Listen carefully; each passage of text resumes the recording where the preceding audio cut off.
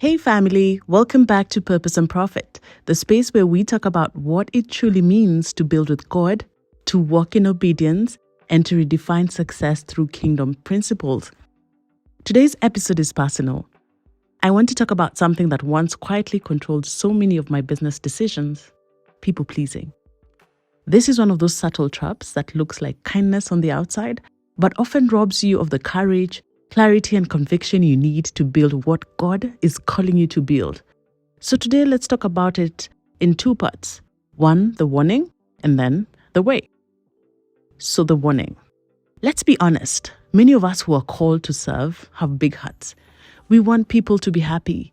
We want our teams to feel seen, our clients to feel valued, and our communities to feel cared for. But when that desire turns into a fear of disappointing people, it becomes dangerous. I learned that the hard way. There was a time when I'd keep employees longer than I should have, not because they were performing, but because I didn't want to hurt their feelings. I'd sense God nudging me, showing me the misalignment, but I'd rationalize it. Maybe they'll improve. Maybe it's me. Maybe I'm being too harsh. But really, it wasn't compassion. It was fear. Fear of being misunderstood. Fear of being seen as mean. Fear of losing approval. And that same fear crept into how I handle clients. I'd lower my rates because I didn't want to seem too expensive. I'd overdeliver without boundaries and then feel drained, resentful, and confused about why I wasn't experiencing peace.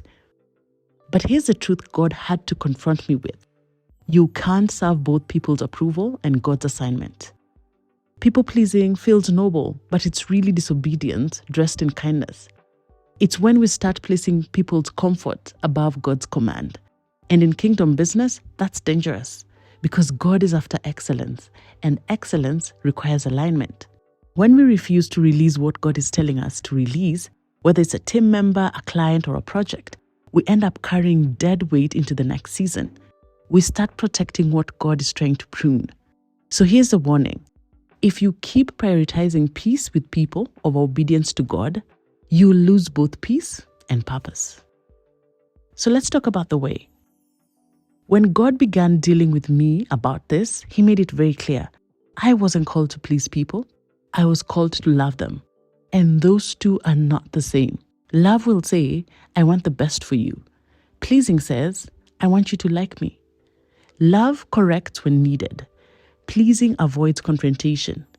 Love operates from truth. Pleasing operates from fear. And in business, you cannot build on fear.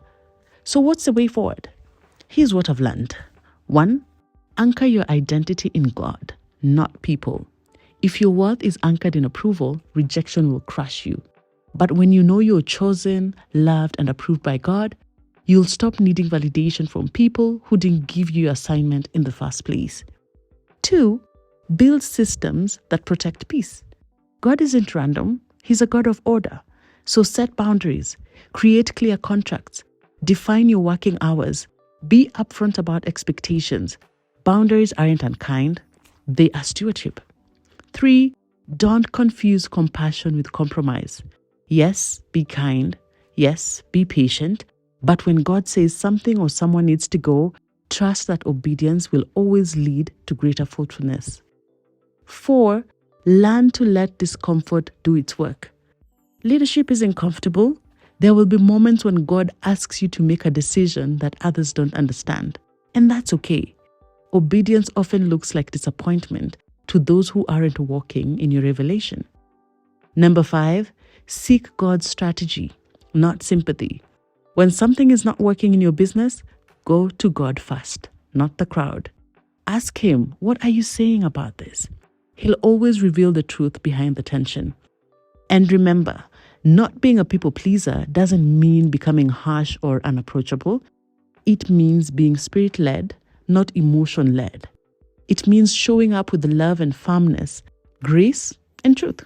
As I look back now, I realize that the moment I stopped pleasing people, I started leading. I stopped walking on eggshells and started walking in authority, the kind that comes from knowing I'm simply obeying God. And here's the beauty. When you run your business God's way, you start attracting the right people. Team members who understand your values, clients who respect your process, partners who share your vision. You start seeing excellence flow, not from striving, but from alignment. So today I want to leave you with this. If you're struggling with people pleasing, pause. Ask yourself, am I doing this to serve or to be seen? Am I being kind or am I being compliant? Am I obeying God or managing perception? Because purpose and profit can coexist, but only when people pleasing exits. And when God is truly directing your business, He'll never require you to compromise your peace to keep a person. So let Him prune, let Him lead, and watch how excellence becomes the natural fruit of obedience. So that's it for today's episode of Purpose and Profit.